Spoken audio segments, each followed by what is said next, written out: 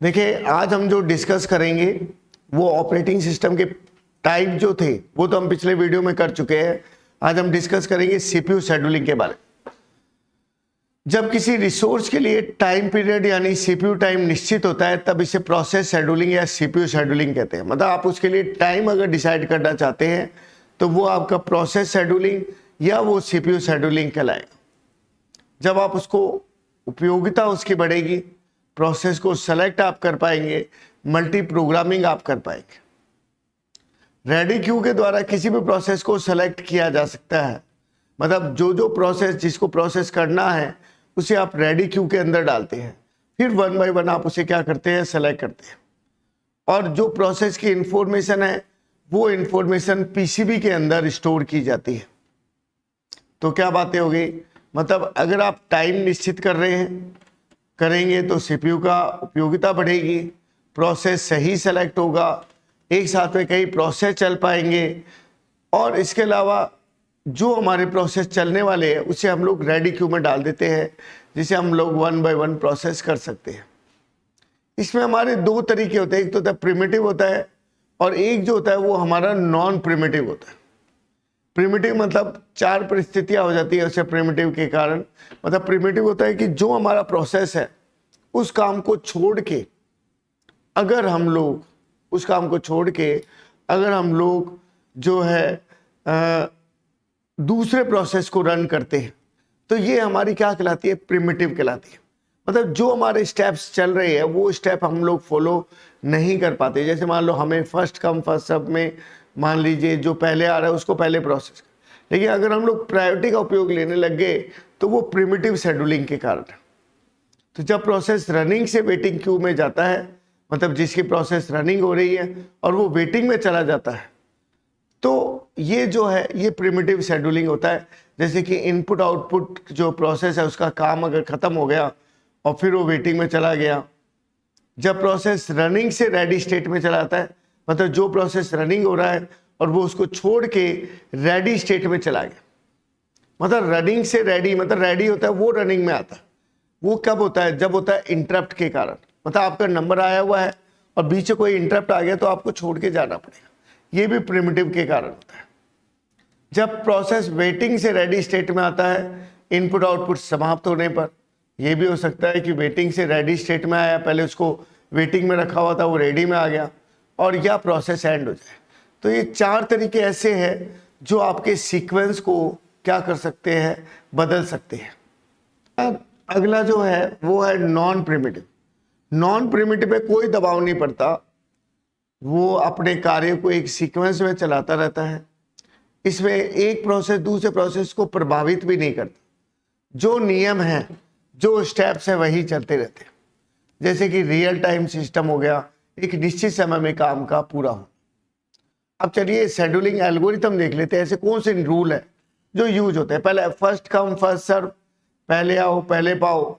मतलब जैसे one by one process हो रहा है, शॉर्टेस्ट जॉब फर्स्ट, जो सबसे पहले छोटा है वो प्रोसेस होगा। राउंड रोबिन चल रहा है, आपका नंबर अपने आप आपके राउंड होने पे आएगा। प्रायोरिटी बेस्ड शेड्यूलिंग होगा, प्रायोरिटी के अकॉर्डिंग, प्रायोरिटी नंबर दे रखा है, इसकी प्रायोरिटी ज़्यादा है इसकी प्रायोरिटी कम है, तो उस नंबर के अकॉर्डिंग नंबर आना। और नेक्स्ट है मल्टी लेवल क्यू शेड्यूलिंग, मतलब एक या एक से अधिक जो स्टाइल है उसको मिलाकर कोई नई स्टाइल बनाना। तो ये चार पांच तरीके हैं। इसे सबसे पहला तरीका है फर्स्ट कम फर्स्ट सर्व, मतलब जो पहले आगे लगा हुआ उसका पहले नंबर आएगा। और इसमें क्यू लगी हुई होती है, क्यू से प्रोसेस करता है, जिसे हम लोग फीफो क्यू कहते हैं। मतलब जो चीज हेड में है उसकी प्रोसेसिंग शुरू होती है। लॉन्ग प्रोसेस के लिए शुरुआत में होने पर बढ़िया नहीं होता, छोटे प्रोसेस को वेट करना पड़ सकता है। अब दिक्कत क्या है, दिक्कत यह है कि आपने तो कह दिया भाई लाइन वाइज चलना है। हो सकता है कि जो लॉन्ग प्रोसेस है वो आगे है और जो छोटे प्रोसेस है वो पीछे रह गए। तो लॉन्ग प्रोसेस तो बहुत ज़्यादा समय ले लेगा और उसके कारण छोटे छोटे प्रोसेस को भी वेट करना पड़ेगा। ये दिक्कत क्यों आई, नॉन प्रिमिटिव के कारण। अगर ये प्रिमिटिव होता तो दबाव पूर्वक हम छोटों को पहले आगे ले आते। अगला है एसजेएफ, एक एग्जांपल भी देखेंगे बाद में देख लेंगे। Shortest job first, shortest job first में क्या है, हम लोग क्या कर रहे हैं, जो एक कतार लगी हुई है उसमें से पहले उन लोगों को सिलेक्ट करें जो छोटे हैं, फिर उससे बड़े हैं, फिर उससे बड़े हैं। मतलब क्या हो रहा है, जो कम प्रोसेस वाले प्रोसेस को पहले रन करेगा, फिर दोनों प्रोसेस का समय अगर इक्वल है, मान लो 2 प्रोसेस है उनका समय इक्वल निकल गया, तो वो किसका यूज करेगा, FIFO, first in first out.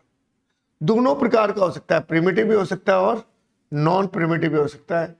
और किसी प्रोसेस को ढूंढने के लिए जो टाइम जो लगता है वो उसका सॉर्टिंग ऑर्डर कहलाता है। तो शॉर्टेस्ट जॉब आ रहा है और वो लॉन्ग प्रोसेस को कभी मौका नहीं देता। आप बार बार कतार बना लेते हैं, छोटों को करना है, उससे छोटों को करना है। और अगर आप नॉन प्रिमिटिव है या प्रिमिटिव है तो आप छोटा चल रहा, उससे भी अगर छोटा आ गया तो पहले उसको ले लोगे। क्यों, प्रिमिटिव है, दबाव पूर्वक काम हो रहा है आपके यहाँ पे। लेकिन उसका नुकसान क्या होगा, नुकसान ये होगा कि जो लंबे प्रोसेस है वो तो स्टारवेशन में मारे जाएंगे, उनके लिए तो भुखमरी होगी, नंबर ही नहीं आएगा उनका। तो क्यों, छोटा बार बार लगता रहेगा। नेक्स्ट है प्रायोरिटी शेड्यूलिंग। प्रायोरिटी शेड्यूलिंग में इसे प्रत्येक प्रोसेस के लिए प्रायोरिटी दे दी जाती है उसकी प्रोसेस करने के लिए। शॉर्टेस्ट जॉब फर्स्ट शेड्यूलिंग, जो छोटा है उसकी पहले प्रोसेस करेगा। अब नंबर कैसे दिए जाए, ये कहता है कि नंबर अगर आपको देने हैं तो जो छोटा है उसको अच्छे नंबर दो, उसकी प्रायोरिटी अच्छी रखो, टाइम के अकॉर्डिंग, साइज के अकॉर्डिंग। इस तरह से हम लोग अलग अलग कारण होते हैं जिसके अकॉर्डिंग हम लोग नंबर दे सकते हैं। प्रिमिटिव शेड्यूलिंग जब हाई प्रायोरिटी प्रोसेस को मौका देता है, यदि किसी प्रोसेस को प्रायोरिटी कम है तो उसकी प्रायोरिटी बढ़ाने के लिए एजी का उपयोग। मतलब आपने नंबर लगा लिए, आपने नंबर दे रखे हैं कि ये है प्रायोरिटी पे, लेकिन उससे भी ज्यादा प्रायोरिटी का कोई बंदा आ गया तो क्या करोगे, हटाना पड़ेगा उसको। प्रिमिटिव दबाव पूर्वक वाला चल रहा है। नॉन प्रिमिटिव हो तो कोई फर्क नहीं पड़ता, जो नंबर है वो नंबर लगे।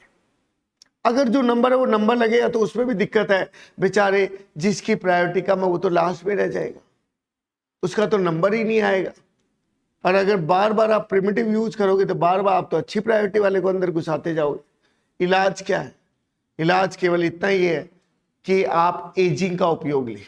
एजिंग का मतलब जिसका नंबर नहीं आ रहा है उसको जितनी बार उसका नंबर कटा है धीरे धीरे उनको ऊपर लेके आओ, उनको प्रायोरिटी दो, इसको बोलते हैं हम लोग एजिंग। फिर नेक्स्ट है राउंड रोबिन। राउंड रोबिन में जितने भी हमारे प्रोसेस है उसको हम लोग बराबर समय दे देते हैं, इक्वल टाइम देते हैं। उस टाइम में उस प्रोसेस को अपना काम पूरा करना पड़ेगा।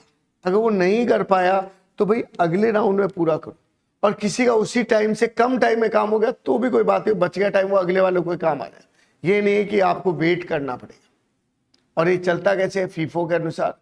फिर मल्टी लेवल क्यू शेड्यूलिंग, हम लोग अलग अलग प्रकार की शेड्यूलिंग यूज करते हैं कि भाई मान लीजिए ये कर ली, अब ये वाली कर ली, साइज के अकॉर्डिंग, प्रायोरिटी के अकॉर्डिंग, टाइप के अकॉर्डिंग, कोई भी यूज कर ले।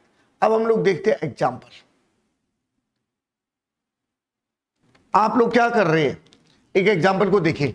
आपने लिया 40, 20, 30, कुछ नहीं है। पहला राउंड 0 से 40 तक होगा। पहला राउंड आपका 0 से 40 तक होगा, मतलब ये हो गया पहला राउंड। अगला कितना है, 20। इसी 40 में 20 को जोड़ा जाएगा, मतलब 40 और 20 आपका कितना हो जाएगा, 60 हो जाएगा। अब इसी 60 में अगले वाला जो 30 है वो जोड़ा जाएगा, मतलब कितना हो जाएगा, 90। अब ये जो पहले वाला नंबर है 0 है, 40 है, 60 है, इसको हम लोग जोड़ के कितने थे टोटल, 3 से भाग लगाएंगे, ये हो जाएगा average waiting time. Shortest of first की अगर हम लोग बात करते हैं तो 40, 20 और 30 में सबसे छोटा क्या है, 20 है। तो सबसे पहले 0 से 20 वाला लिया जाएगा। उससे जस्ट बड़ा 30 है तो 20 में 30 जुड़ेंगे, कितना हो जाएगा, 50। उससे बड़ा क्या है, 40, तो 50 और 40 कितने हो जाएंगे, 90। इस तरीके से हम लोग उन पहले वाले को, जैसे पहला क्या है, 0 है, पहला ही 20 है, पहला ही 50, उनको जोड़ेंगे, जोड़ के 3 से क्या लगा देंगे, भाग लगा देंगे, और जो भी चीज आएगी वो एवरेज टाइम कहलाएगी। अगला राउंड रोबिन। राउंड रोबिन में 40, 20 और 30 है। मान लीजिए आपके पेपर में कहा है 10 का सेट बनाना है, 10 के सेट। 40 वाला जो P1 है उसके 10-10 के कितने सेट बनेंगे, 4, भाग लगा के देख लो। अब P1 कितनी बार आया है, 4 बार, 1 बार, 2 बार, 3 बार और 4। 20 किसका है, P2 का, कितनी बार आएगा, 2 बार, 1 बार और 2 बार। ये कितना है, 30, 3 बार आएगा, 1, बीच में 2 और बीच में 3। तो ये 3 हो गए। मतलब आपने लाइन वाइज करना तो चाहते हो आप, P1 P2 P3 P1 P2 P3। अगर कोई पहले खत्म हो रहा है तो उसको पैकअप कर दिया, उसके बदले अगले का नंबर लेना शुरू कर दिया।